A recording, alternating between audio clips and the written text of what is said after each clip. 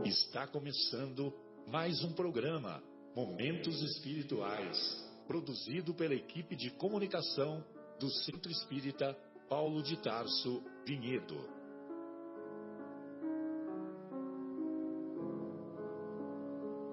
Se guardas contigo o estigma do sofrimento, indagando pela solução dos velhos problemas do ser e da dor, se percebes a nuvem que prenuncia a tormenta e o vórtice traiçoeiro das ondas em que navegas, vem conosco, estudemos a rota de nossa multimilenar romagem no tempo, para sentirmos o calor da flama de nosso próprio espírito, a palpitar, imorredouro na eternidade, e acendendo o lume da esperança, perceberemos juntos, em exaltação de alegria, que Deus, o Pai de infinita bondade, nos traçou a divina destinação para além das estrelas.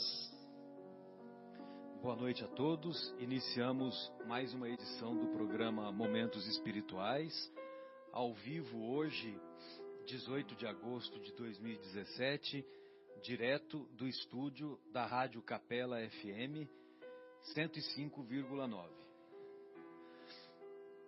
Estamos muito alegres, muito satisfeitos, reunidos para estudarmos os ensinos do Mestre Jesus à luz da doutrina espírita. E hoje o tema é relativo ao capítulo 22º, é isso mesmo, amigos? 22º de O Evangelho segundo o Espiritismo, intitulado Não Separeis o que Deus juntou. E também sobre a continuidade do tema reencarnação, que estamos estudando já é o quarto programa ou é o terceiro ou quarto programa? Que estamos desenvolvendo o tema da reencarnação. E hoje, em particular, nós vamos apresentar o conceito da reencarnação que se encontra expresso na Bíblia, ou seja, no Antigo Testamento e no Novo Testamento, ou, como dizem os estudiosos e mesmo Kardec, que colocou a primeira revelação e a segunda revelação. A primeira revelação, Moisés. A segunda revelação, os ensinos de Jesus. Muito bem. E, evidentemente, que a terceira revelação é a doutrina dos Espíritos. Muito bem. Então, hoje estamos na agradável companhia do nosso querido Marcos Melo. O time hoje conta com Marcos Melo, João, José Irmão e o nosso querido Guilherme. Sensacional, né? Quando tinha narração dos jogos, né? Adoro ouvir jogo no rádio por causa desses detalhes, né? Falava o nome do jogador e a torcida se manifestava, se inflamava. Suderge informa, lá no Maraca. Muito bem. Gostaríamos, antes de iniciar o programa, de divulgar um evento que a nossa Casa Espírita, uma vez que este programa ele é realizado pelo Departamento de Comunicação do Centro Espírita Paulo de Tarso, aqui de Vinhedo, estado de São Paulo. E neste domingo, dia 20 de agosto, nós teremos a feijoada fraterna. E a partir das 12 horas, entre 12 e 14 horas, basta retirar as quentinhas lá na Rua dos Pintacilgos, 320, no Jardim Itália, aqui em nossa cidade. Evidentemente que se puder dar uma ligadinha lá no Paulo de Tarso e reservar, é melhor, porque a procura tem sido muito grande e às vezes, se deixar para comprar lá na hora, corre-se o risco de não obter o produto. Então, repetindo, este domingo, 20 de agosto, entre 12 e 14 horas. Rua dos Pintacilgos, 320, Jardim Itália, Vinhedo. E o telefone da nossa casa é 3876-5414. Muito bem. Então, iniciamos os nossos estudos de hoje, como sempre fazemos, com o estudo do texto que se encontra lá no Evangelho de Mateus, capítulo 19, versículos 3 a 9, relativo a não separeis o que Deus juntou. Antes de ler o texto, o Espiritismo é a favor do divórcio? É contra o divórcio? O Espiritismo proíbe o divórcio? O Espiritismo não proíbe nada. O Espiritismo não proíbe o suicídio, não proíbe o aborto, não proíbe o genocídio, o homicídio, não proíbe nada. O Espiritismo é a doutrina da liberdade, mas também da responsabilidade. O Espiritismo mostra o que acontece com os nossos irmãos que praticam, que fazem essas opções que muitas vezes são equivocadas. Então, o Espiritismo não proíbe o divórcio, não proíbe o homicídio, o aborto, não proíbe nada. Mas mostra as consequências dos atos que são produto de escolhas, de opções equivocadas que muitas vezes nós fazemos. E lá no Evangelho de Mateus nós vamos encontrar assim: também os fariseus vieram ter com ele para o tentarem e lhe disseram. Vejam vocês que volta e meia os fariseus vinham tentar o mestre, né? Colocar o mestre em prova. Será permitido a um homem despedir sua mulher por qualquer motivo? Ele respondeu: não lestes que aquele que criou o homem desde o princípio os criou macho e fêmea e disse: por esta razão o homem deixará seu pai e sua mãe e se ligará à sua mulher, e não farão os dois senão uma só carne? Assim, já não serão duas, mas uma só carne. Não separe, pois, o homem o que Deus juntou. Mas por que então retrucaram eles? Ordenava Moisés que o marido desse à sua mulher um escrito, um papel de separação e a despedisse. Jesus respondeu: foi por causa da dureza do vosso coração que Moisés permitiu despedisseis vossas mulheres. Mas, no começo, não foi assim. Por isso eu vos declaro que aquele que despede sua mulher, a não ser em caso de adultério, e desposa outra, comete adultério. E que aquele que desposa a mulher que outro despediu, também comete adultério. Muito bem. Evidentemente que temos que avaliar o contexto e a situação que se encontrava quando Jesus proferiu esses ensinamentos. Primeiro, que o objetivo dos fariseus, ao fazerem a indagação ao mestre, era surpreender Jesus em contradição, e contradição que fosse, sobretudo, contra os ensinos de Moisés, que os fariseus defendiam com afinco. E, evidentemente, que o mestre, na sua pedagogia sublime, que estamos ainda distantes de ter uma exata compreensão, deu a resposta, deu o ensinamento de bom senso. Ou seja, se cada um de nós lembrar, rememorar, todos aqui somos casados, certo? Todos aqui do programa somos todos casados. Se cada um de nós remontar ao período em que conhecemos as nossas queridas esposas, nós vamos nos lembrar que uma atração magnética, quase que uma imantação, envolveu esse relacionamento, envolveu esse encontro de afinidades. Então, esse encontro de afinidades que aconteceu conosco lá na nossa juventude, foi de tal forma intenso que fazia com que nós ficássemos sonhando e torcendo para que o momento que nós fôssemos reencontrar a nossa querida então namorada, então noiva, seja lá o que for, que a gente queria que o momento chegasse logo, né? Nós ficávamos contando as horas.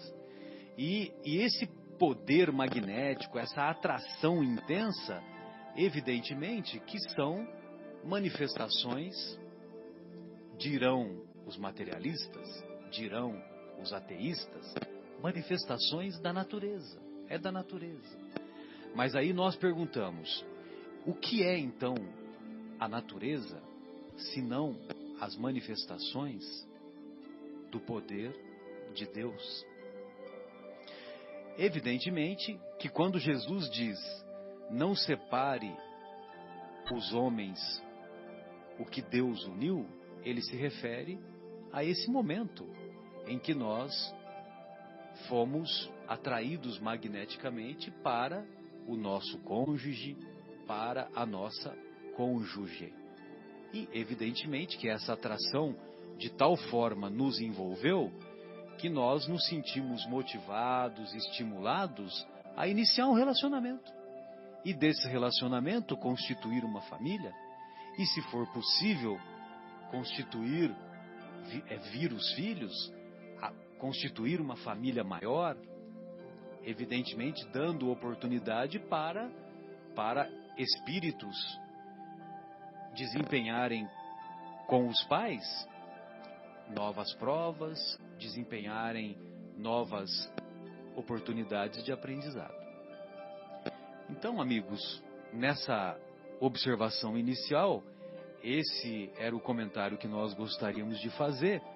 E lembrando que, só uma última observação, que Jesus diz assim, mas quando eles perguntam por que Moisés permitiu a carta de divórcio, né? Então imagine vocês, né? Moisés permitiu que houvesse o divórcio aproximadamente 1100 a 1200 anos antes de Jesus. Antes de Jesus. Então, evidentemente que o mestre nos ensina que permitiu o divórcio por causa da dureza dos nossos corações. E ele fala mais. Ele fala que nós fomos criados macho e fêmea. Evidentemente que nós temos o maior respeito, o maior carinho com os nossos irmãos que têm relacionamentos homoafetivos. Eu, em particular, sou a favor da legalização das uniões homoafetivas. Sou a favor da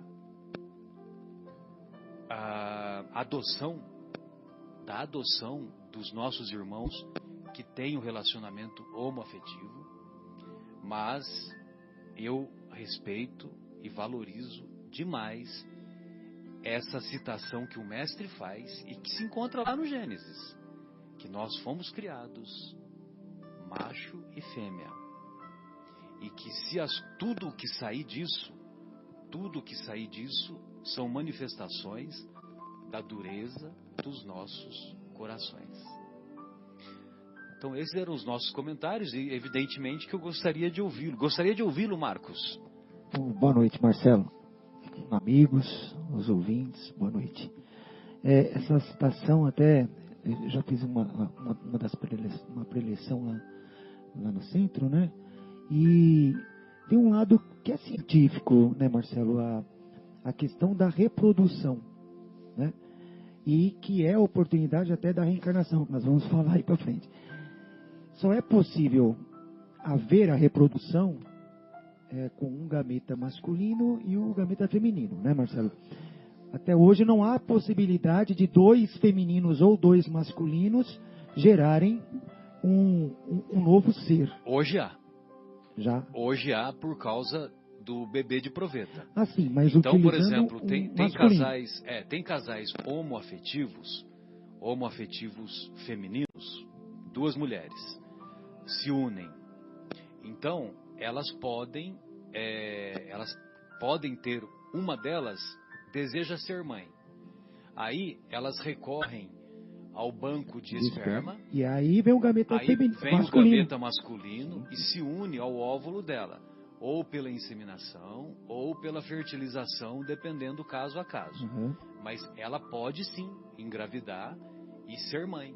Sim, mas da mesma maneira que o casal do sexo masculino, o casal homoafetivo masculino, 2 homens se unem. Eles querem ter um filho.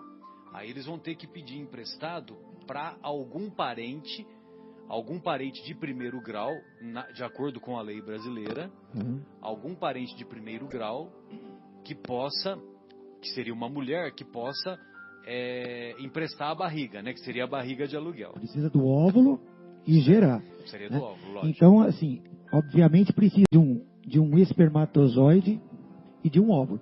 Seja ele doado ou não, há necessidade de ter um gameta masculino com um gameta feminino. Isso aí é uma lei natural, né? E talvez seja daí o que Deus uniu o homem não separa, porque não há uma outra forma de haver uma reprodução que não seja assim, né? Esse é um lado que eu até busquei na ciência mesmo, essa explicação, né? E quanto até a dureza dos corações também, que eu lembrei, talvez a gente ponha isso em discussão, né? O que Moisés permitiu, talvez, o que eu penso, né? É que o homem desse a carta de esquite à mulher, para que não se agravasse ainda mais a situação dela ser, talvez, agredida, maltratada. Então, separa-se, despede-a, né? Exato. E deixe-a seguir. Pela dureza do homem, que naquela época acho que era mais brutalizado, né? E relacionamentos muito conflitivos. Até hoje nós temos visto isso no nosso dia a dia, infelizmente, né, Marcos? Essa semana mesmo tomei conhecimento de um casal que o marido, de maneira até covarde, né? Porque espera a esposa dormir e vai lá e assassina, né, a esposa. Meu Deus, né? Então, quer dizer, nós lamentamos, né, infelizmente, os nossos irmãos equivocados que no momento de fúria, no momento de desequilíbrio, fazem a opção equivocada. Essas atrocidades. Contraindo débitos para a própria consciência e que, evidentemente, que vão gerar um transtorno muito grande. E o próprio transtorno já gerou vamos dizer assim, esse homicídio, essa opção equivocada. Mas o que eu gostaria de acrescentar é que muitas vezes os relacionamentos são tão conflitivos, são tão discrepantes, tão amargos, que é melhor o divórcio. Sem dúvida. O divórcio é uma bênção. É para evitar um mal maior. Sem dúvida, isso mesmo. Marcos, José, ficam à vontade, gostaria de ouvi-los. Vamos lá, José, irmão. Só um minutinho, vamos lá. Só ligar aí, José. Quem sabe faz ao vivo. Muito bem. Agora, tá pegando? Não está funcionando. Então pega o... Vamos com outro. Beleza. Muito bem. Então vamos ouvir atentamente as opiniões do nosso querido José Irmão. Estamos ao vivo? Muito bem. A passagem muito interessante, a passagem evangélica muito interessante, né? E o que Jesus fala nos chama bastante atenção, porque obviamente que Deus, o Mestre, Ele quer sempre que nós possamos nos entender, né? A finalidade do casamento para gerar frutos, é o amor entre, no caso aqui, um homem e uma mulher, amor entre duas pessoas que se atraem por ideias, por atração física, por atração de ideias e tudo mais. E aí eles vão fazer ali uma trajetória. Emmanuel, Espírito, nos diz que a família é a primeira unidade social e núcleo importantíssimo para desenvolvimento do homem, ou seja, no caso aqui do espírito, né? Então, quando nós iniciamos a nossa trajetória reencarnatória aqui na Terra, diz André Luiz, é através do ventre feminino, que é a bênção que proporciona a nós espíritos a vinda na matéria, a vinda no corpo carnal, para reiniciar uma nova oportunidade de misericórdia divina. Daí o casamento é uma grande oportunidade e uma grande bênção que nós temos, não é? De reajuste e também de reencontro. Lá em Nosso Lar, André Luiz tem a oportunidade de nos dizer que o marido e a mulher, eles são o complemento um do outro. E ele diz uma passagem que eu já repetia muitas vezes, em algumas preleções e tudo mais, mas que eu acho muito bonita, que André Luiz coloca num exemplo belíssimo que ele fala: nós nos alimentamos e nos sustentamos uns dos outros, ele diz. Antes, todos os espíritos se sustentam do amor divino. Ele fala, do verme ao anjo, olha só, todos nos movimentamos dentro da criação pelo amor de Deus. Essa parte eu acho que é uma das mais belas. É belíssima. Aí ele diz que casais que já têm uma capacidade de desenvolvimento moral, espiritual muito grande, a simples presença do outro já é razão necessária de alimento, né? De alimento, esse alimento espiritual, né, Marcos? Nós compreendemos aqui. Né? E o casamento é uma instituição bem forte mesmo, né? Assim, para que possa educar os filhos, né? Um casamento bem sólido, os frutos serão realmente muito mais... Exatamente. E você tem a oportunidade nessa junção, você tem oportunidades sublimes de desenvolvimento, né? Porque nós somos espíritos em construção. Nós somos espíritos que estamos nos educando no caminho, no caminhar da evolução. Então, quando nós nos unimos, nós temos aqui também a mitarmos de compreender um outro, não é? Porque a nossa esposa ou nosso esposo, eles são digamos assim, os que estão mais próximos e que sofrem tanto as consequências quanto os benefícios de das nossas atitudes. Exatamente.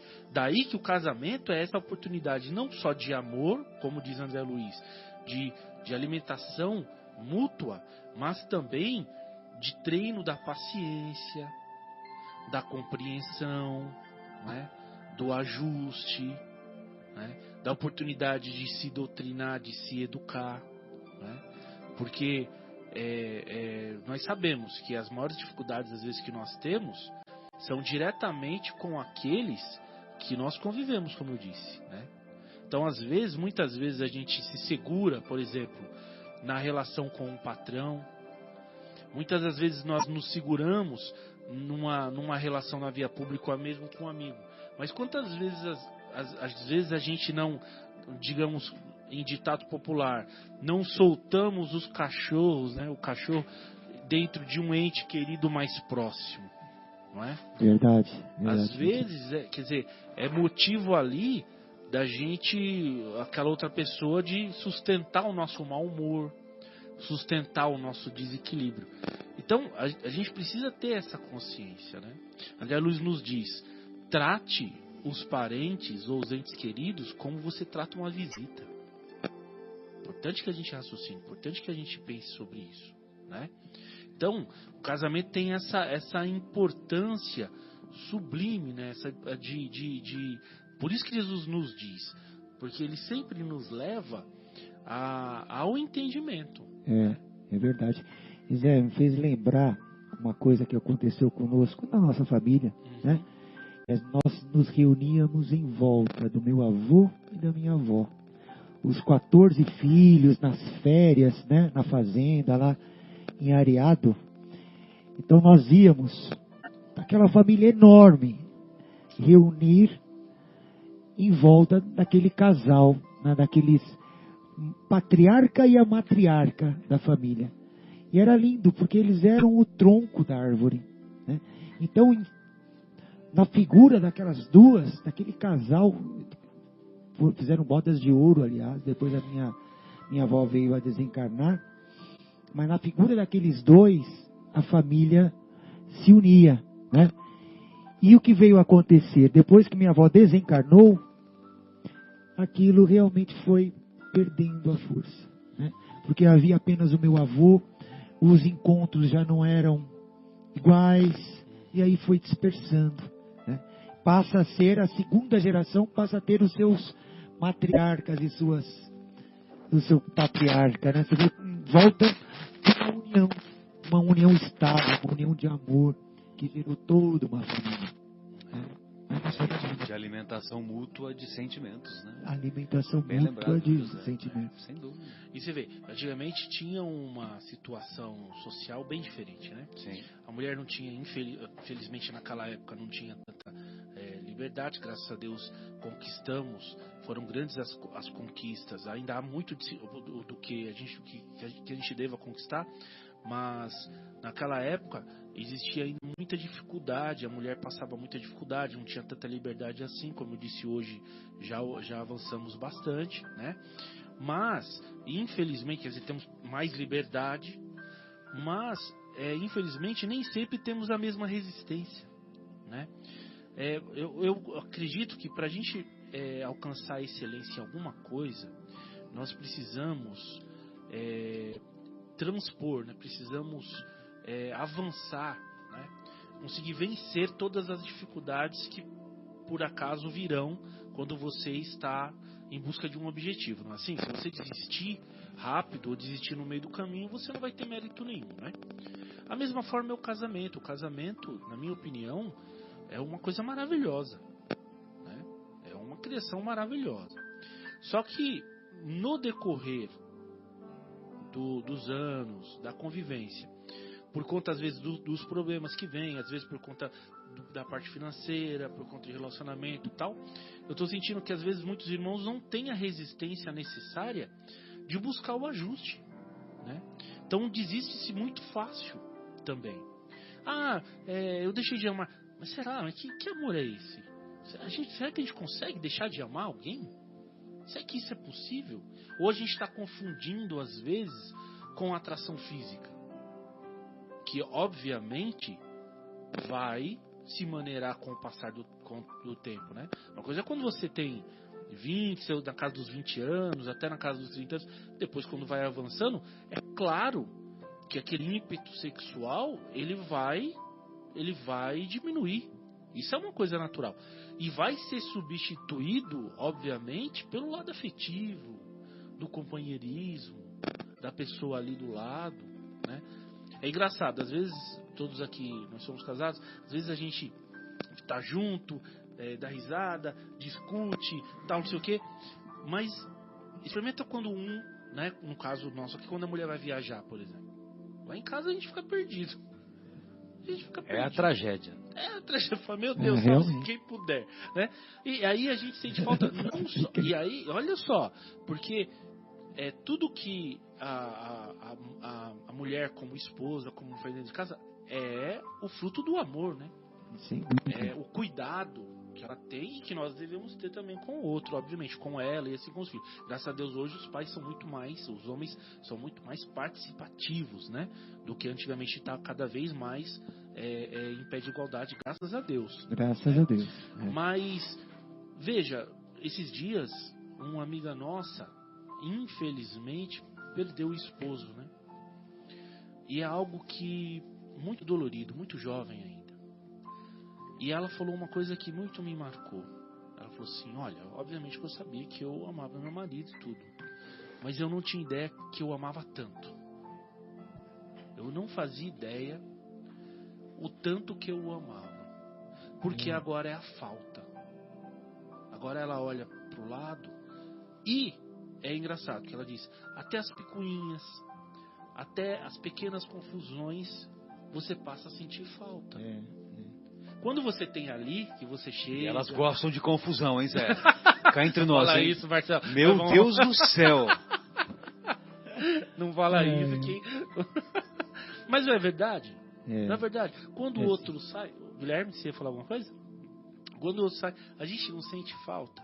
Isso tudo faz parte. Eu vi um psicólogo falar uma vez, aquele café filosófico, eu achei maravilhoso. Ele falou... Quem falou? Ivan Capelato, o nome do psicólogo. Qual que é o programa que você falou? Café Filosófico. Ah, tá, o Café Filosófico. Antigamente passava aos domingos, às 10 horas da noite. Eu acho que deve continuar, não sei se é o mesmo horário. E ele falou uma coisa maravilhosa. Ele estava falando sobre família. Ele falou, família é mesmo deixar, às vezes você ter uma confusãozinha por causa que deixou a luz da cozinha ligada. A toalha molhada na cama. Aquela toalha molhada, né? Que o homem às vezes não prestou atenção, mas largou lá de novo, né? E esse desarrumar da casa, uma casa viva é isso. Família é isso mesmo. Eu achei isso maravilhoso. Falou, uma casa que tem vida são essas pequenas situações cotidianas que acontecem. Fala, mas isso é realmente ter uma família, né? Porque isso tudo faz parte. E aí você descobre o amor nessas pequenas coisas, nessas pequenas situações. Agora, obviamente, quando chega aqui, como os irmãos já disseram, em situações muito mais graves, né? É claro, e aí vamos compreender a palavra. Quando Jesus diz que é permitido, no caso de viuvez ou de traição, ora, meus irmãos, uma violência não é uma traição? Sim. Uma traição afetiva com a pessoa que está ali? Como você vai permitir com a pessoa, às vezes, suporte violências com os filhos, né, com a mulher? Quer dizer, não é uma traição afetiva, amorosa? Quer dizer, como você vai pedir para alguém suportar uma situação nesse ponto? Você está adulterando. Exatamente. Adulterando a lei do amor. Exatamente. Então, um adultério também. Exatamente. Então são situações, Jesus está se referindo, obviamente, nos limites do respeito, né, da consideração, né, da paciência e tudo mais. Agora, quando extrapola isso, quero citar aqui rapidamente, já sei que estou me estendendo muito, mas rapidamente um caso que está lá em Ação e Reação de André Luiz, do marido, do esposo, obviamente não me recordo agora o nome dos personagens. Ele consegue um amante, ele acaba tendo um amante, e o André Luiz explica que o pai de família é muito ligado ele tem 2 filhos, um menino e uma menina. Ele é muito ligado à menina, e não é tão ligado ao menino, né? Ele consegue essa amante e aí quer se separar da mulher. E a mulher sempre buscando, não, olha, veja bem, né, não é assim, vamos sentar mais uma vez. Ela sempre tentando contornar aquela coisa toda, né? E ele, não sei o que, querendo separar. Aí chega um momento que ele pensa assim, fala, poxa, mas espera aí, se eu me separar, ela vai levar a minha filha com ela. E aí como é que eu vou viver sem a menina, né? E aí ele começa a desenvolver uma ideia de dar fim na mulher. Dar cabo na mulher. E isso os espíritos todos acompanhando de perto e tudo mais. E numa noite, ele decide fingir lá, eu acho que um assalto, alguma coisa dessa forma, e matar a mulher, né?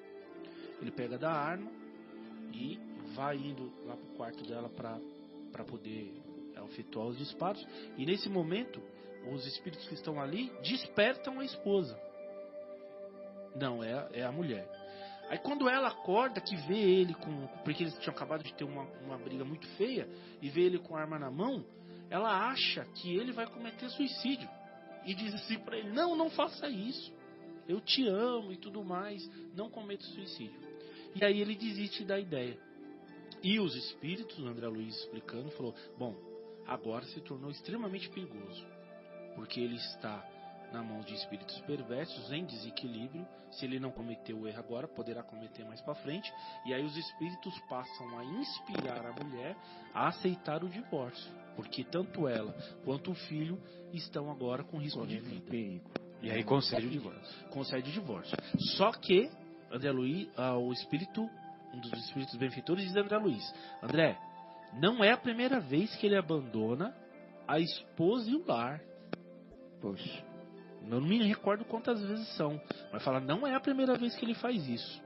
E outra oportunidade como esta, não sabemos quando será possível, porque tal oportunidade foi mediante a muitos pedidos dele. Olha que situação. Só, que situação. Mais uma vez ele está jogando a oportunidade fora. Então, meus queridos, pensemos. Pensemos. E sabe que muitos relacionamentos acabam ficando assim, relacionamentos acabam ruindo por problemas materiais, né? Por problemas econômicos, né? Então a gente deixa que isso afete o emocional, que afete a família, né? Porque uma questão de desemprego ou uma questão de, enfim, problemas nesse sentido. Porque nós também somos falhos dessa forma, né? Nós somos ainda muitos ligados à matéria. Mas é uma forma que nós temos que nos libertar disso, né? Deixar que isso influencie muito menos nas nossas questões morais, nas nossas questões espirituais, né? E eu acho que um dos maiores motivos de separação, de briga, de desavença, é quando começam a surgir os primeiros problemas, né, econômicos, né? Problemas esses que deveriam ser entendidos como desafios e serem superados, né? Em conjunto. Em conjunto, né? Porque é para isso o casamento, né? Exato, Deveria um ser apoia meio o outro não deveria ser meio de separação, mas antes meio de união, né? Porque sem dúvida. é o que dizem, união faz a força, né? Isso mesmo. Então é um momento que nós devemos nos unir mais e batalhar juntos, né? Mas entendemos também quando chega a um ponto do casamento que não dá mais essa convivência ser harmoniosa, né, Marcelo? Melhor que cada um tome o seu rumo, né, nesse sentido. E aqui na obra, e aí fica o convite para nós encerrarmos esse primeiro bloco e partirmos para o outro tema, o tema da reencarnação. Há uma mensagem muito legal aqui da obra Vivendo o Evangelho, pelo Espírito André Luiz, do médium Antônio Baduí Filho, que ele diz assim, a mensagem é intitulada Divórcio. Há situações que sinalizam a fratura do relacionamento conjugal. Agressão, ameaça, negligência, leviandade, desprezo, abandono, indiferença, humilhação, zombaria, despotismo, crueldade, tortura, desrespeito, violência, descaso. Com certeza, estas situações e outras de igual gravidade justificam o divórcio que, na expressão feliz de Allan Kardec, apenas separa legalmente o que de fato já está separado. Contudo, diante do casamento em crise e do desejo de separação, examina atentamente teus motivos e sentimentos, a fim de que não faltes com a verdade ao juiz físico, né? Mas não mintas também à própria consciência. Ou seja, antes de optarmos pelo divórcio, vale a pena tentar, vale a pena refletir, vale a pena o reajuste, vale a pena vincular-se novamente, reconquistar o cônjuge, reconquistar a cônjuge, para que a nossa decisão amanhã, se houver o predomínio da negligência, da indiferença, da ironia, do desprezo e de todas estas qualificações inferiores, para que essa decisão seja uma decisão amadurecida realmente. Então, muitas vezes a gente considera que tudo começou pelo equívoco do nosso cônjuge, mas lá no íntimo, uma avaliação mais profunda, será que não fomos nós que demos o primeiro passo? Será que não fomos nós que ironizamos, que negligenciamos, que desprezamos. Então, antes de tomar essa decisão, que é uma decisão que não tem mais volta, né? E muitas vezes tem almas envolvidas, ou seja, tem os nossos filhos, tem os nossos familiares, tem a frustração, que a frustração é muito grande também. Imagine você vai ter que falar para os seus amigos, né? E a sua esposa? Nós não estamos mais juntos. Entendeu? Então, quer dizer, a princípio, tudo bem, né? A gente fala com naturalidade, não seríamos o primeiro casal a se separar, nem o último. Mas, os nossos padrinhos do casamento, o que eles pensariam, né? Os nossos familiares, os nossos filhos, como já dissemos. Então, essa decisão tem que ser muito bem pesada. Às vezes, vale a pena fazer, mesmo que seja um sacrifício de sentimento, de colocar o nosso orgulho num plano mais inferior e muitas vezes passar por cima de determinadas situações ou de determinadas imposições, muitas vezes até em nome de uma manutenção de um relacionamento, para que haja o equilíbrio, sobretudo dos familiares envolvidos. Lógico que estamos dizendo num relacionamento que é supostamente resgatável. Aqueles relacionamentos que estão partindo para situações como o Zé Irmão declinou, da obra Ação e Reação, e que eu havia me recordado também. Eu ia citar esse caso aí que você lembrou. Então, quando tem esses casos de violência, esses casos em que vidas serão ceifadas, meu Deus, separa logo, tchau e benção, paciência. Bem, amigos, vamos então encerrar esse nosso primeiro bloco. Alguém mais gostaria de fazer algum comentário? O Guilherme já conversou lá com o seu advogado? Tá tudo certinho? Tudo em ordem, né? Beleza. Tá bom. Então nós... A Leila teve misericórdia. Ainda bem que a Leila não é pobre de misericórdia. No caso, a Sônia também não.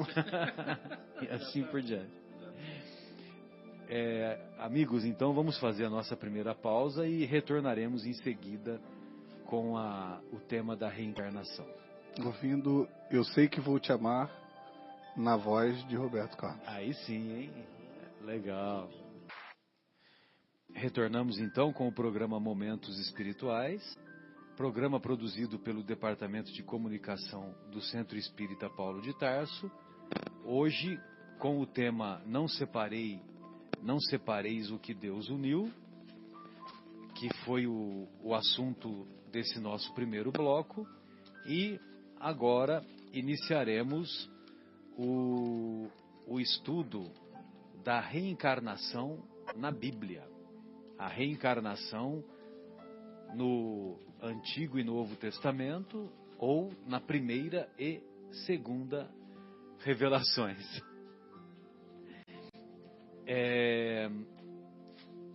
Em primeiro lugar, vale explicar, como já explicamos em programas anteriores, que a palavra, o vocábulo reencarnação, evidentemente, não se encontra na Bíblia, porque o vocábulo reencarnação foi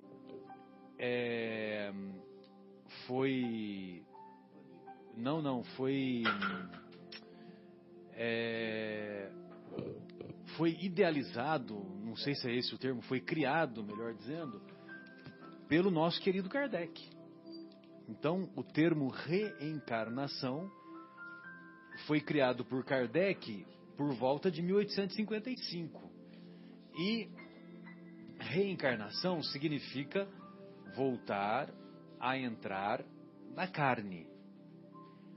Na Bíblia, o termo que a maioria das vezes nós vamos encontrar o contexto que envolve a reencarnação é ressurreição e geração.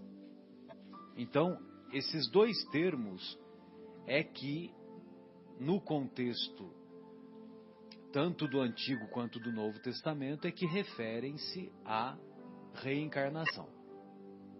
Então, esse é o primeiro termo. Primeiro, temos que deixar bem claro isso, porque muitos de nossos irmãos que não aceitam a presença da reencarnação na Bíblia, eles fazem esse tipo de comentário. Então, é importante nós deixarmos bem esclarecido esse ponto inicial. O outro ponto inicial é que nós aprendemos com o nosso querido professor Severino Celestino da Silva, é que no original hebraico, a palavra vida não se encontra, ou melhor, não tem no singular. A palavra vida é sempre no plural. Peço para vocês procurarem, Guilherme, você me ajuda? Gênesis, capítulo 2, versículo 7. Gênesis, capítulo 2, versículo 7. Você encontrou? Você pode dizer aí para nós? Diz aqui assim, então. Então não tinha brotado nenhum arbusto no campo, e nenhuma planta havia germinado, porque o Senhor Deus ainda não tinha feito chover sobre a terra, e também não havia homem para cultivar o solo. Esse era o versículo 5. Eu só queria saber se vocês estavam atentos. Agora eu vou falar o 7º. Eu estou esperando, mas foi bom que você leu os anteriores, porque quando a gente vai fazer um comentário de um versículo da Bíblia, é bom ler os versículos que precedem e os que sucedem. Isso. Mas nesse caso específico, nem teria necessidade. Mas foi bom você ter feito essa avaliação. Foi proposital, inclusive. Sim, né? sim. Continuando então assim. Todavia brotava a água da terra e irrigava toda a superfície do solo. Então o Senhor Deus formou o homem do pó da terra e soprou em suas narinas o fôlego de vida. E o homem se tornou um ser vivente. E o homem se tornou um ser vivente. Muito bem. Então, você viu que na tradução em português, que são as Bíblias em português, a grande maioria, a tradução é equivocada, porque a tradução que chegou para o português, ela passou do hebraico para o grego, do grego para o latim, do latim para o espanhol e o português. Entendeu? Tem uma... Pois não não. sei se você está querendo. Tem uma outra tradução aqui, Marcelo, que fala o seguinte. E formou o Senhor Deus o homem do pó da terra, e soprou em suas narinas o fôlego da vida. E o homem foi feito alma vivente. Alma vivente. Então, você vê que algumas traduções colocam fôlego da vida, né? Mas, na verdade, no original hebraico, seria um sopro de vidas. Um sopro de vidas. Então, o espírito foi criado, simples e ignorante. Aí o espírito tem uma trajetória, como dissemos anteriormente. A vida espiritual de cada um de nós, seres espirituais imortais, a vida espiritual é uma só. Agora, essa vida espiritual, para que ela evolua do átomo ao arcanjo, ela precisa passar por inúmeras existências. Por isso que no original hebraico é sopro de vidas. A palavra vida sempre no plural. Agora, evidentemente que as traduções que chegaram para nós, e a primeira é a do João Ferreira de Almeida, que era um pastor protestante. Imagina você, né? Ele era pastor protestante, 1600 alguma coisa. Estudou na Holanda, aí da Holanda ele se transfere para o Brasil, e aí ele era português, de origem portuguesa. Aí ele muda para o Brasil e é quando a gente tem a primeira tradução. Entendeu? Então aí, evidentemente que essa primeira tradução, ela seguiu todo esse caminho. Agora, quando você transfere a tradução direto do hebraico para o português, aí esses esclarecimentos ficam mais, vamos dizer assim, mais notórios, né? Então, essa primeira avaliação que nós gostaríamos de fazer. Uma outra avaliação é, eu não sei se vocês separaram algumas outras, então fiquem à vontade, né? Porque o negócio aqui vai longe, viu? Se vocês falaram, se vocês separaram aí alguma coisa, pode falar. Nosso querido João, Marcos... Eu separei alguma coisa, porque eu até trouxe o livro do Severino, analisando, né? As traduções bíblicas. E tem um capítulo, que é o capítulo 17, que é só a reencarnação. Só a reencarnação no Novo Testamento. Né? Apesar do que ele abre esse capítulo 17, citando um texto do Antigo Testamento, que é o texto de Malaquias. Né? Foi um dos últimos. E eu até separei aqui Malaquias 3:23, né? E aqui no Malaquias 3:23, não, desculpa, ele tem duas citações. Tem algumas Bíblias é o 3:23, tem outras que é o 4. Então, vamos voltar um minutinho aqui. É o 4, capítulo 4, versículo 5. Capítulo 4, versículo 5.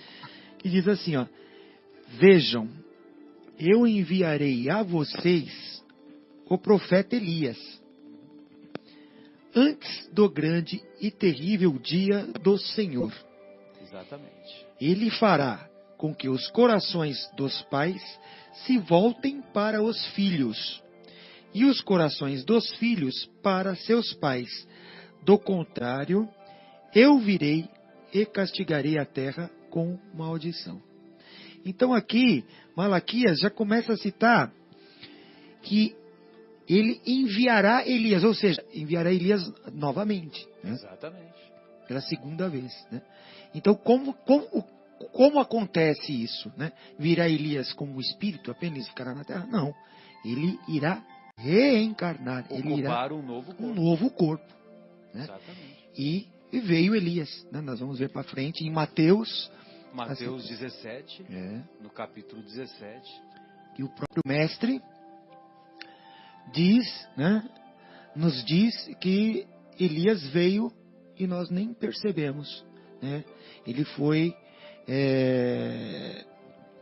decapitado, foi como se diz as palavras aí, ele foi... o profeta Elias, ele mandou decapitar o profeta Elias.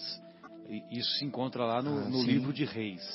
Ele mandou decapitar, talvez o nosso querido José Irmão conheça mais detalhadamente. Mas ele mandou decapitar, eu não sei se foi 11, não sei se o número correto, né? Mas foram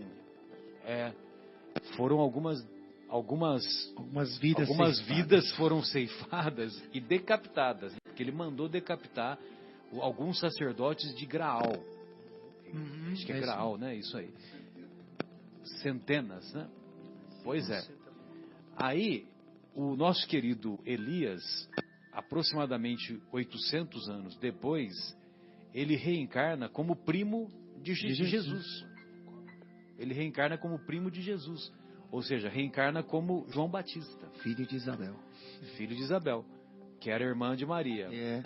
E o nosso querido João Batista, ele tem a sua vida ceifada, a sua vida decapitada, porque a filha de Herodes pede de presente de aniversário, olha só. Um capricho. Pede de presente de aniversário que a cabeça de João Batista seja apresentada em uma bandeja para ela, no dia do aniversário dela. E o pai, zeloso das preocupações da filha, né? Lógico, estou ironizando. E o pai, né, infelizmente, com o poder que ele era detentor, ele oferece na bandeja a cabeça de João Batista. Agora, lá no Evangelho de Mateus, no capítulo 17, após a transfiguração, que é um fenômeno muito bonito, muito marcante, Pedro, Tiago, irmão de João, e João Evangelista, lógico, né, os discípulos de Jesus, eles sobem ao Monte Tabor acompanhados de Jesus. E aí eles adormecem, aí Jesus se utiliza das energias dos discípulos, né, que também eram médiuns, utiliza-se do ectoplasma gerado pelos discípulos e se transfigura em Moisés e Elias. Jesus se transfigura em Moisés e em Elias. Aí o Pedro, ele sai daquele adormecimento e ele reconhece Moisés e Elias e fala para Jesus. A impressão era tão nítida que ele diz para Jesus: Mestre, posso montar uma tenda, montar uma barraca, uma cabana, uma para você, uma para o Senhor, outra para Moisés e outra para Elias? Então, de tão impressionante que foi a cena. Mas aí, evidentemente, que o objetivo não era esse. O objetivo dessa cena, que nós aprendemos também com o professor Severino, é que se Moisés proibiu a comunicação com os chamados mortos lá no Deuteronômio 18, capítulo 18, aqui na transfiguração do Tabor, Moisés veio retirar essa proibição. Veio retirar essa proibição da comunicação com os chamados mortos, que não se iludam, os mortos estão muito mais vivos do que nós imaginamos. Os chamados mortos, né? Pois não, Marcos? Ele veio pessoalmente, então... Moisés veio pessoalmente, né? Para retirar a proibição. Agora porque ele participou. É claro, ele próprio, né? Então, mas aí, após a transfiguração, Jesus, acompanhado de Pedro, Tiago e João, ambos filhos de Zebedeu, e esse João, filho de Zebedeu, é o mesmo João Evangelista. Aí eles descem o Monte Tabor e um deles pergunta para o mestre: Mestre, por que os levitas dizem que antes que o Messias venha, é necessário que venha primeiro Elias? Que venha primeiro Elias. Olha só que coisa tão nítida, né? Que é nessa passagem que você falou, né? Que é no Malaquias capítulo 3, versículo... Eis que vos enviarei Elias, o profeta, antes que venha o dia de Iavé, grande e terrível. O dia grande e terrível de Iavé. Muito bem. Aí, o Elias, aí quando os discípulos perguntam para Jesus, por que os levitas dizem que é necessário que Elias venha primeiro,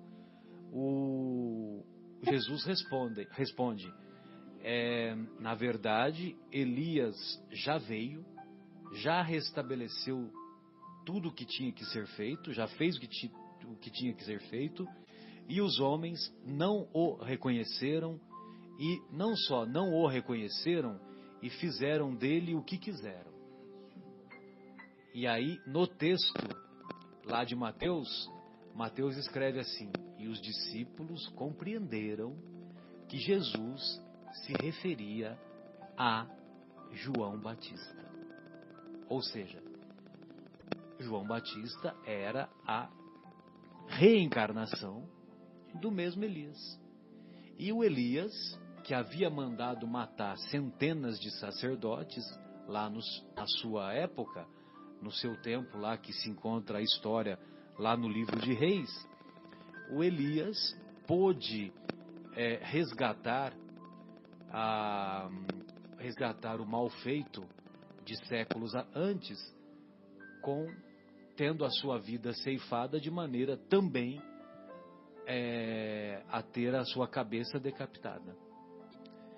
Agora imagine você, né? Se Deus fosse tão cruel, se Deus não tivesse misericórdia, ele teria que ter centenas de vidas decapitadas, né? Já que se for olho por olho, dente por dente. Só que lógico que o que rege a justiça é a misericórdia. O amor cobre a multidão de pecados que cometemos. E, evidentemente, que certamente essa vida que João Batista teve, ele pôde se igualar perante o tribunal, entre aspas, divino. O que mais, pessoal? Tem outras passagens aí. Aí o negócio vai longe. Tem uma outra passagem também referente a João Batista, né? Que Jesus diz, João, hoje é o seu dia, hein, João? Pelo que eu estou vendo aqui. Que ele diz assim, não há homem nascido de mulher, né? Como João Batista. Não há isso, Marcelo? Então, que se lembra, tem uma memória... tem um momento que perguntam... Nascido de mulher, né? Não há... que Jesus faz essa referência. Dos nascidos de mulher, ninguém foi maior que João Batista. Dos nascidos de mulher, ninguém foi maior que João Batista. Agora, dos nascidos de mulher é uma expressão idiomática que nós aprendemos com o nosso querido Haroldo, e também o Severino confirma isso. É uma expressão idiomática para identificar o israelita. Então, entre os israelitas, ninguém foi maior que João Batista. Agora, para Jesus falar isso, a gente tem que respeitar, né? Porque nós temos que levar em conta que Jesus é o governador planetário, é construtor de planetas, ele conhece psicologia, pedagogia, matemática, física e todas as outras ciências no seu mais alto grau. Então ele tem condições, ele tem autoridade moral para falar isso. Ele já enxergava em João Batista Elias, o profeta, provavelmente também. Provavelmente já enxergava em João Batista já o espírito de Elias. Né? Não, Guilherme, é que eu vi você clicando, eu pensei que você estava procurando aquilo que eu estava falando, dos nascidos de mulher. Põe entre aspas, dos nascidos de mulher. Então, aonde que está? Qual a localização? Ah, sim, Mateus 11:11, então, legal. Então, lá em Mateus, capítulo 11, versículo 11, é que se encontra essa passagem. Essa referência que eu queria. Bem, antes de partirmos para aquela passagem inesquecível do diálogo de Jesus com Nicodemos, vamos ouvir o comentário que o nosso José Irmão separou. Tem uma parte que Paulo nos diz aqui sobre a ressurreição que eu acho importantíssimo, que está em 2 Coríntios, está ainda em 1 Coríntios, e o capítulo é o capítulo 15, e inicia-se no versículo 35. Ele diz assim: o corpo da ressurreição. Olha que interessante. Mas alguém pode perguntar: como ressuscitam os mortos? Que espécie de corpo virão? Insensato. O que você semeia não nasce a não ser que morra, diz Paulo. Quando você semeia, não semeia o corpo que virá a ser, mas apenas uma simples semente, como de trigo ou de alguma outra coisa. Mas Deus lhe dá um corpo, como determinou, e a cada espécie de semente seu corpo apropriado. Nem toda a carne é a mesma. Os homens têm uma espécie de carne, os animais têm outra, as aves outras, e os peixes ainda uma outra. Há corpos celestes e há também corpos terrestres. Mas o esplendor dos corpos celestes é um, e dos corpos terrestres é outro. Um é o esplendor do sol, o outro da lua, outro das estrelas, e as estrelas diferem-se do esplendor umas das outras. Olha que interessante. Se há corpos celestes, há também corpos terrestres, né? E depois Paulo arremata, se eu não me engano ainda nesse capítulo, dizendo o seguinte, não sei, na verdade, desculpe, não sei se é aqui ou se é um pouco mais para frente, que ele diz: vós sois como criancinhas, não é? Eu estou lhes tratando com o alimento ainda muito diluído, porque o alimento mais pesado, ou seja, o conhecimento mais profundo, vós ainda não tem capacidade para compreender. Então, aqui mostra que há muito mais. Paulo vai soltando aqui aos poucos, né? Mas sabendo que o povo naquela época não tinha condição de entender. Mas essa passagem, Paulo é muito claro nesse sentido. Ele fala aqui ainda sobre a ressurreição, que no caso nós podemos compreender sobre a reencarnação, porque ele fala que Deus dá o corpo como lhe apraz para cada um, e cada um tem um corpo diferente. E se há corpos celestiais, olha o perispírito, há também corpos materiais. Na minha opinião, é uma passagem muito clara. Sem dúvida. E em outras traduções você vai encontrar corpos espirituais, né? Que o corpo espiritual é o perispírito que o Kardec veio trazer. Há no homem 3 coisas: o corpo físico, que quando cessam as funções físicas, ele para de funcionar. Há o corpo espiritual, ou perispírito, na classificação que o Kardec denominou, e há o ser pensante, que é o espírito, que é evidentemente imortal. Mortal, só o corpo físico. O corpo físico é perecível, é como se fosse uma roupa. Ele parou de funcionar, nós, quando reencarnarmos, vamos trocar de roupa. Lá na erraticidade, lá no mundo espiritual, nós nos apresentaremos com o corpo espiritual, ou perispírito. Então, aquilo que os médiums veem no fenômeno de vidência, então, o fenômeno de vidência, o médium vê o espírito.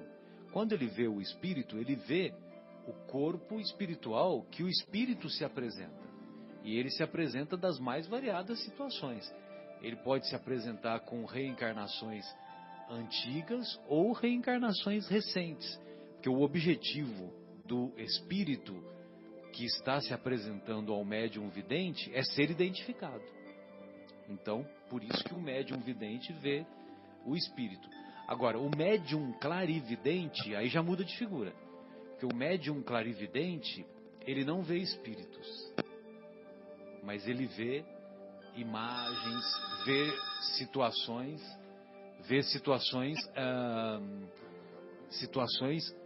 que acontecem em outros locais, e ele tem essa visão da clarividência. Então, por exemplo, está acontecendo um incêndio lá em Louveira. Então o clarividente ele tem condições de falar aonde está acontecendo, mas ele não vê espíritos. Muito bem. Só para completar, pois não, querido, pode falar. Tem uma outra parte aqui que eu acho que é interessantíssima, que se diz assim: se há o corpo natural, há também o corpo espiritual. Exatamente. Assim está escrito: o primeiro homem, Adão, tornou-se um ser vivente, o último Adão, espírito vivificante. Aí ele diz, aqui para completar, né? O homem terreno, os que são dos céus, é o homem celestial. Assim, os que são da terra, o homem terreno. Assim como tivemos a imagem do homem terreno, teremos também a imagem do homem celestial. Aí ele termina esse capítulo dizendo: irmãos, eu lhes declaro que a carne e o sangue não herdarão o reino dos céus, nem o que é perecível pode herdar o imperecível. Eis que lhes digo um mistério: nem todos dormiremos, mas todos seremos transformados. É batedor esse capítulo nem de Paulo. Todos dormiremos, seremos o quê? Transformados. É incrível. Pois Num momento, num abrir e fechar de olhos e assim por diante. É que quando nos encontramos lá no mundo espiritual, a nossa visão é mais ampla e nós temos uma condição maior de fazermos uma autoavaliação mais precisa. evidentemente que há aqueles que consideram que ficarão dormindo. E, evidentemente, que se esse pensamento é incrustado no espírito, isso é mentalizado e é fortalecido na mente desses nossos irmãos, e há espíritos que desencarnam e ficam séculos realmente dormindo. Mas, num determinado momento, a consciência é recobrada e ele passa então a ter uma compreensão mais profunda. Mas eu gostaria de voltar um pouquinho lá na preposição, na troca de preposição que nós sempre falamos.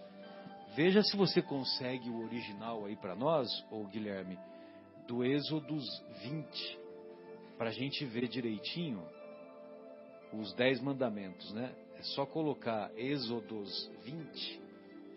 Vamos ver o que o nosso querido Moisés fala. Você encontrou?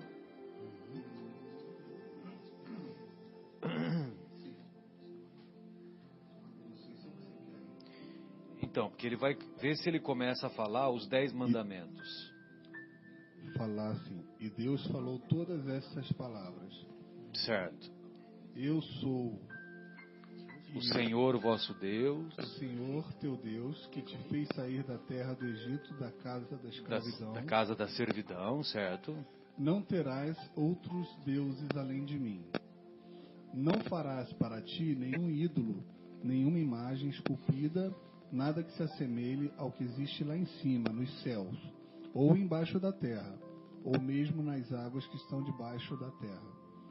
Não te prostrarás diante desses deuses e não os servirás, porque eu, o Senhor teu Deus, sou um Deus ciumento, que puno a iniquidade dos pais sobre os filhos, até a 3ª e 4ª geração dos que me odeiam, mas que também ajo com amor até a 1000ª geração para aqueles que me amam e guardam meus mandamentos.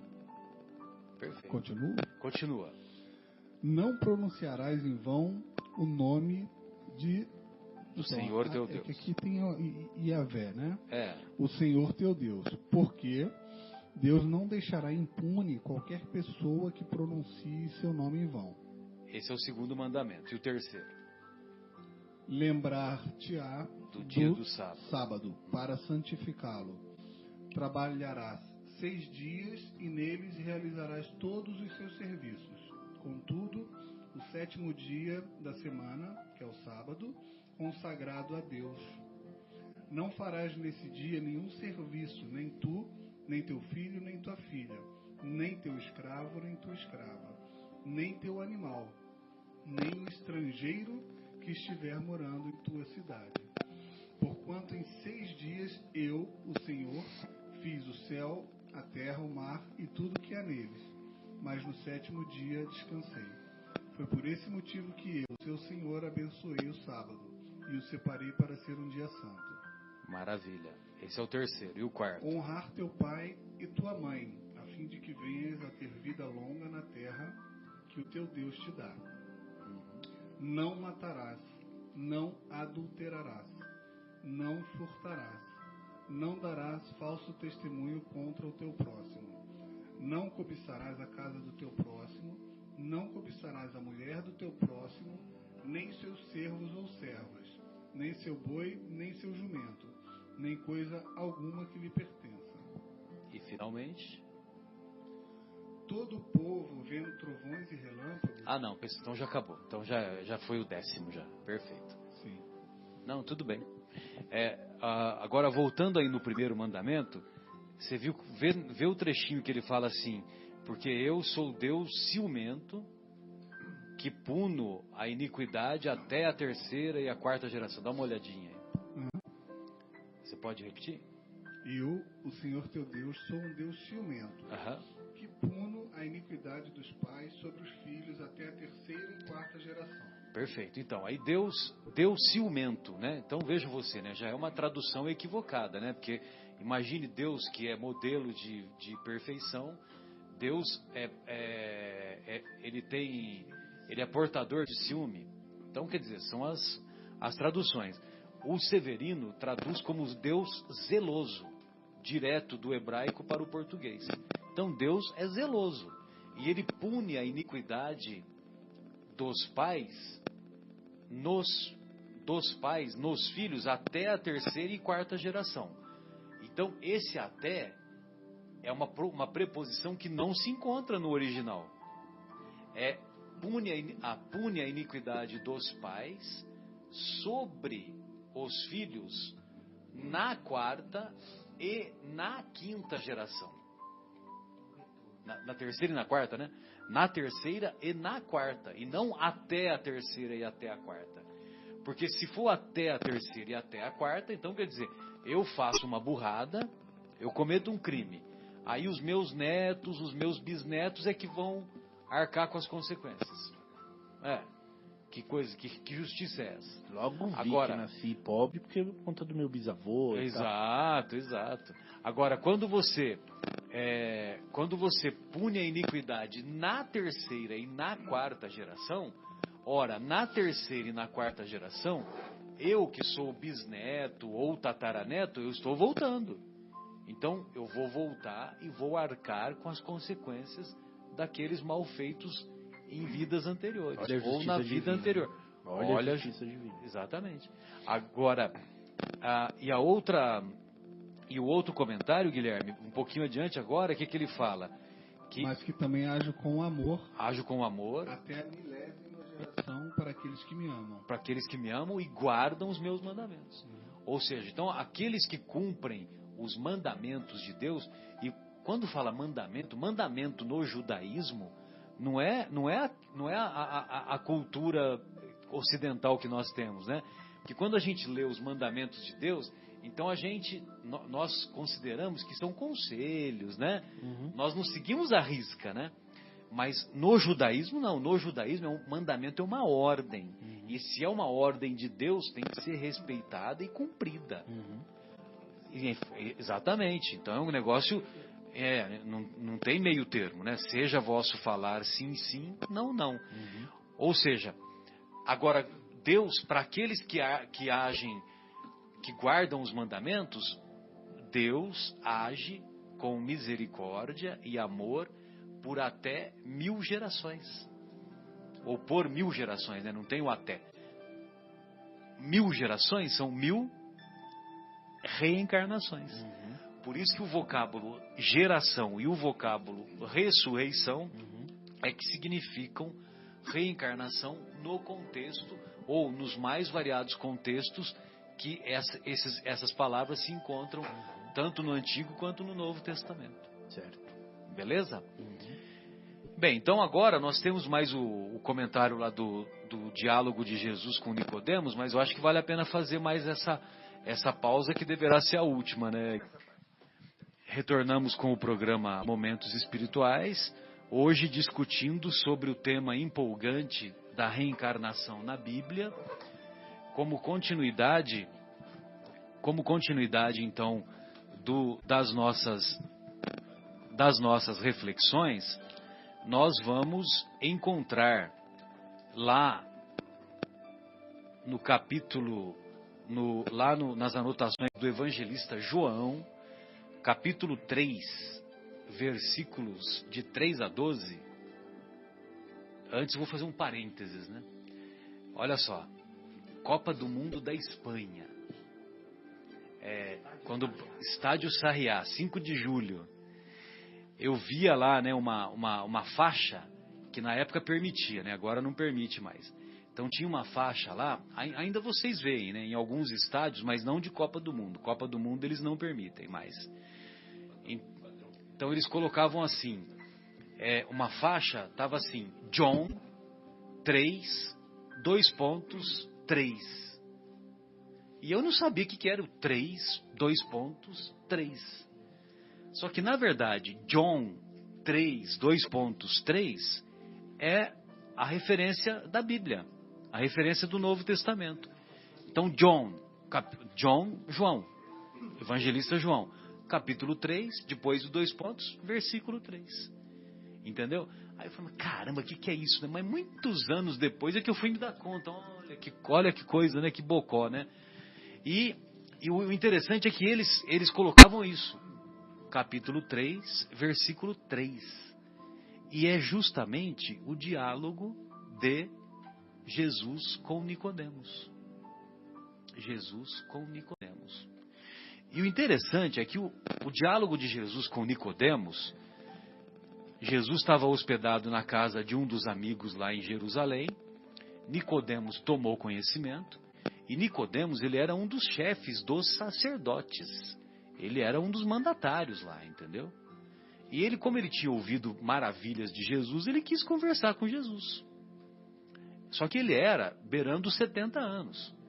No judaísmo, as pessoas idosas, elas não conversam com as pessoas mais novas, porque elas consideram que as pessoas mais novas não têm o que ensinar para elas.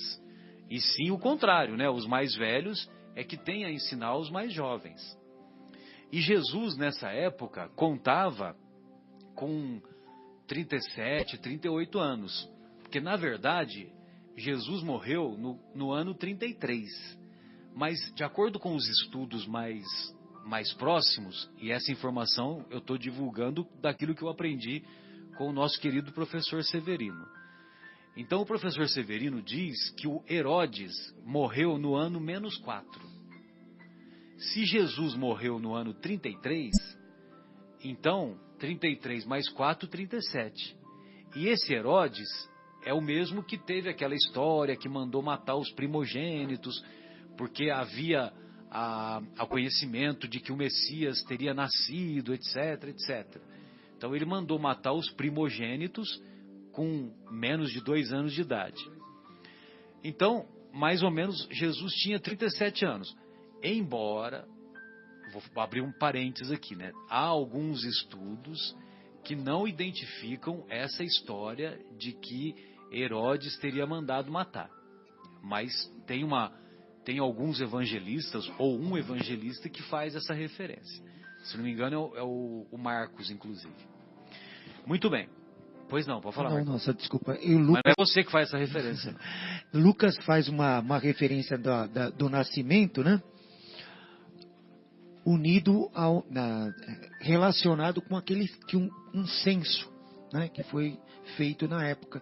Então eles, como isso, acho que isso é documentado em Roma, né? Sim, sim. A data desse censo, então aí estima-se essa data. Estima-se essa data, exatamente. Meio atrelada também ao censo citado por Lucas, me parece. Né? E na obra do Emmanuel... Lucas não, desculpa, Mateus. No Paulo e Estevão e também no Há 2000 anos, o Emmanuel deixa claro essas datas aí, né? Que Jesus morreu no ano 33, aí no ano 34, no finalzinho do ano 34 é que o Estevão começa a aparecer, etc, etc, né?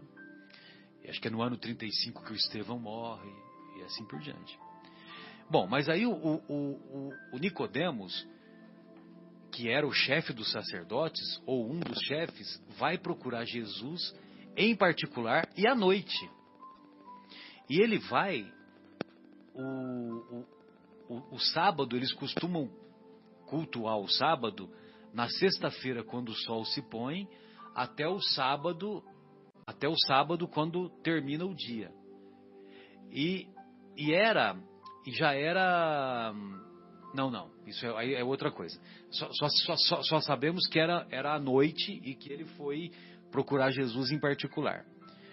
É que Nicodemos também, junto com José de Arimateia, quando vai buscar o corpo de Jesus, ele se encontra com Nicodemos. Tem esse conhecimento também.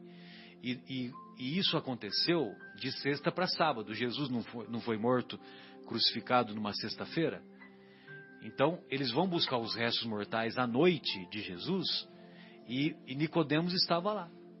Ou seja, Jesus foi tão importante para Nicodemos que ele abandonou o Shabá e foi lá buscar o corpo para fazer a homenagem a Jesus. E ele fala para José de Arimateia que Jesus mudou a vida dele. Mudou a vida dele. E ele era muito rico e ele se desfez de toda a riqueza dele e deu para os pobres. Tanto é que a sua filha, ou uma de suas filhas, porque vocês sabem que os rabinos eles podem se casar, tal, né? Não é como na cultura ocidental. E a sua filha, ela foi surpreendida tentando buscar alimentos junto aos animais, entendeu? Porque ele se desfez de tudo e deu para os pobres, né? Ou seja, ele seguiu Jesus literalmente, o Nicodemos. Essas informações se encontram no Evangelho considerado apócrifo, Evangelho de Nicodemos. Muito bem. Aí ele chega lá para conversar com Jesus e ele chega falando assim: Rabi. Rabi é uma deferência absurda. É como se fosse assim um grande mestre, mas grande mestre. Então você imagina um sacerdote se referindo a uma pessoa que nem currículo tinha, né? Porque Jesus tinha currículo. Qual que é o currículo de Jesus? Filho de Maria e de José, carpinteiro. Rabi, sabemos que vens da parte de Deus como um mestre, pois ninguém pode fazer os sinais que fazes se Deus não estiver com ele. Jesus lhe respondeu. Depois desse comentário, Jesus, governador planetário, se Jesus entrar aqui, ele olha para nós, o que ele vê? Ele vê só o nosso corpício? Ou ele tem acesso à nossa ficha corrida? À nossa capivara? Ele conhece o nosso íntimo. Então ele conhecia o íntimo e os anseios do nosso querido Nicodemos. Aí ele só diz isso. Em verdade te digo, quem não nascer de novo não pode ver o reino de Deus. Quem não nascer de novo não pode ver o reino de Deus. Algumas traduções colocaram nascer do alto. Se fosse nascer do alto, o diálogo seguinte não teria sentido. Olha só o diálogo seguinte. Disse-lhe Nicodemos: como pode um homem nascer sendo já velho? Né? Então a tradução correta não é do alto. É porque eles queriam desvincular. E do alto como assim? Então, do alto, né, de cima, das esferas espirituais. Por quê? Porque eles quiseram, Zé, tirar, alguns tradutores quiseram tirar a ideia da reencarnação. Entendeu? A ideia das vidas sucessivas. E lógico, né? Como que nós vamos, aquilo que nós sempre falamos, como que nós vamos desenvolver todas as virtudes no seu mais alto grau com uma vida só? 70, 80 anos. Então, quem não nascer de novo não pode ver o reino de Deus. Disse-lhe, então o correto é não nascer de novo. Disse-lhe Nicodemos: como pode um homem nascer sendo já velho? Poderá entrar uma segunda vez no seio de sua mãe e nascer? Olha só a pergunta que ele faz. Será que um homem velho vai voltar para o útero da mulher e nascer de novo? Porque ele ficou confuso, né? Respondeu-lhe Jesus: em verdade te digo, quem não nascer da água e do Espírito não pode entrar no reino de Deus. O que nasceu da carne é carne, o que nasceu do Espírito é Espírito.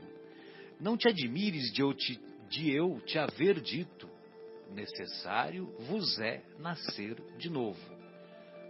O vento sopra onde quer e ouves o seu ruído, mas não sabes de onde vem nem para onde vai. Assim acontece com todo aquele que nasceu do Espírito. Muito bem, olha só que interessante. Quem não nascer da água e do Espírito. Lá no Salmo 23, nós lembramos que o diálogo é entre judeus. Jesus era judeu, cultura judia, frequentava a sinagoga, evidentemente conhecia os textos sagrados, etc, etc. E o Nicodemos também. Lá no Salmo 23, o Senhor é meu pastor, não me faltará. Me ajuda aí, Guilherme, acha aí aonde fala da água. Salmo 23, por favor. Tem um momento que é um salmo reencarnacionista, né? Ainda que eu ande pelo vale da sombra e da morte, o seu cajado vai me proteger, etc, etc, né? Começa lá, o Senhor é meu pastor, não me faltará. Aí tá nada me faltará, mas o correto é não me faltará. Deita-me em verdes pastos e guia-me mansamente em águas tranquilas. Isso, guia-me mansamente em águas tranquilas. Ou seja, ele guia mansamente em águas tranquilas é uma referência às águas do líquido amniótico. É uma referência às águas do nosso corpício. O nosso corpo é 65% a 70% de água. Os gametas, tanto o espermatozoide quanto o óvulo, 90% é decorrente de água, é formado de água. Então, quando ele coloca que guia mansamente as águas, ou seja, significa que você vai voltar para as águas do líquido amniótico.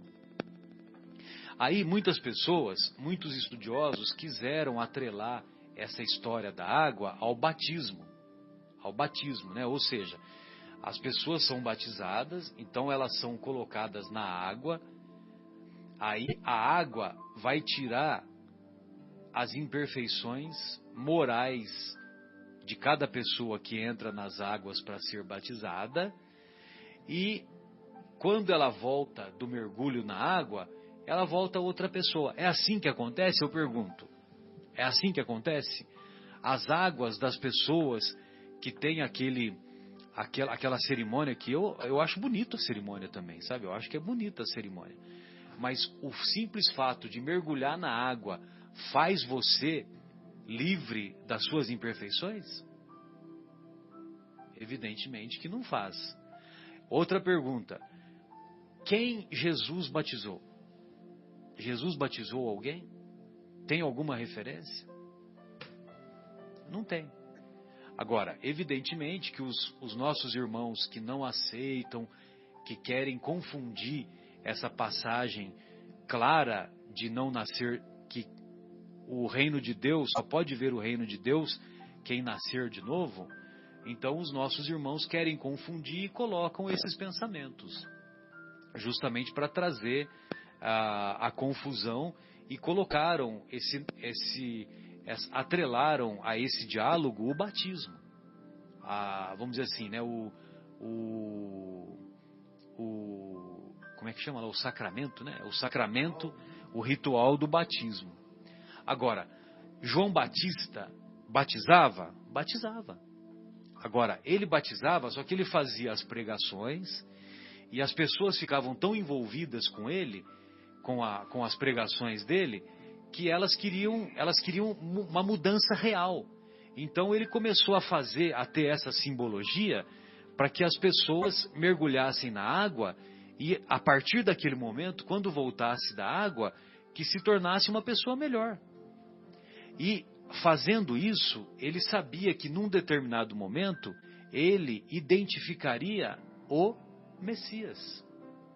E o Messias aparece para ele, porque mesmo eles sendo primos, João Batista e Jesus eram primos, mas teve um momento que cada um buscou o seu caminho. E lá no Rio Jordão, quando João Batista identifica o Messias, que uma voz, né? Este é meu filho e nele me comprazo, é meu filho bem amado e nele me comprazo. João Batista diz para Jesus: mas eu não sou digno de amarrar suas sandálias. E Jesus diz que hoje importa que você me identifique como o Messias. Então, trata de me mergulhar na água aí. E então, dessa forma que Jesus foi batizado. Mas era uma simbologia. Muito bem. O diálogo ainda segue mais um pouquinho. Perguntou-lhe Nicodemos: como pode isso acontecer? Respondeu-lhe Jesus: és mestre em Israel e ignoras essas coisas? Em verdade te digo, falamos do que sabemos e damos testemunho do que vimos. Porém, não aceitais o nosso testemunho. Se não credes quando vos falo das coisas da terra, como ireis crer quando vos falar das coisas do céu? Então, quer dizer, as pessoas não davam valor referindo-se às coisas materiais, imagina as coisas espirituais. Então, quer dizer, lógico que ia ser difícil de ter esse entendimento, né? Tem mais algum comentário que vocês queriam falar, gostariam de falar dessa passagem do diálogo de Jesus com Nicodemos?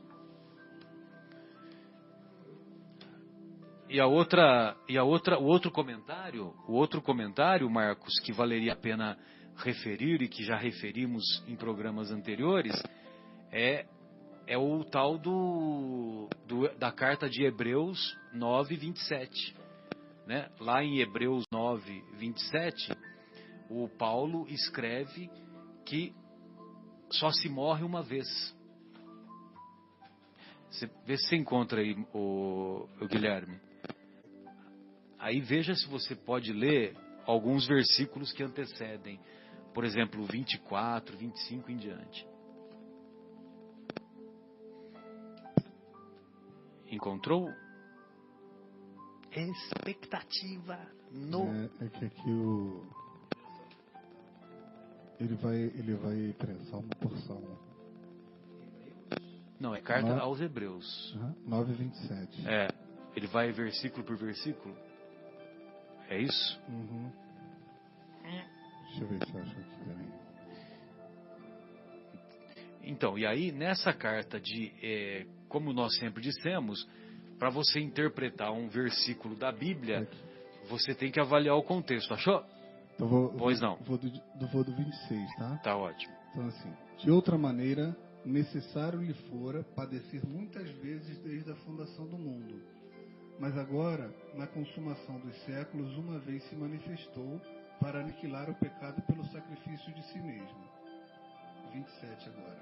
E, como aos homens está ordenado morrerem uma vez, vindo depois disso o juízo.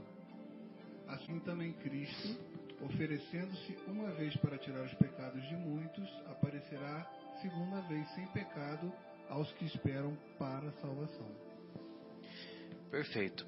Então, evidentemente que ao longo desse capítulo, a referência que Paulo faz é ao corpo físico. Então, o nosso corpo físico, que nós somos portadores, ele só morre uma vez mesmo. Agora, em que momento Paulo escreveu que só se nasce uma vez? Em nenhum momento. Porque se ele escrevesse que só se nasce uma vez, ele iria contra o seu mentor maior, que é Jesus. Porque Jesus ensinou que ninguém poderá ver o reino de Deus se não nascer de novo.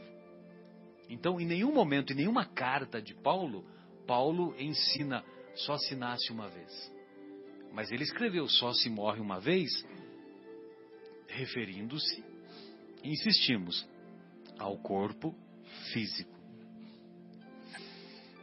Pois não, Marcos. Um pequeno texto aqui, eu tinha até comentado com o José Irmão, na carta aos Coríntios, no capítulo 12, os dons espirituais. E Paulo diz o seguinte: há diferentes tipos de dons, mas o Espírito é o mesmo. Há diferentes tipos de ministérios, mas o Senhor é o mesmo. Há diferentes formas de atuação, mas é o mesmo Deus quem efetua tudo em todos. Olha que interessante também. Cada um, porém, é dada a manifestação do Espírito, visando ao bem comum. Pelo Espírito, há um é dada a palavra de sabedoria, a outro, pelo mesmo Espírito, a palavra de conhecimento, a outro, fé, pelo mesmo Espírito, a outro, dons de curar, pelo único Espírito. Outro poder para operar milagres, a outro profecia, a outro discernimento de espíritos, a outro variedade de línguas, e ainda a outro interpretação de línguas. Todas essas coisas, porém, são realizadas pelo mesmo e único Espírito.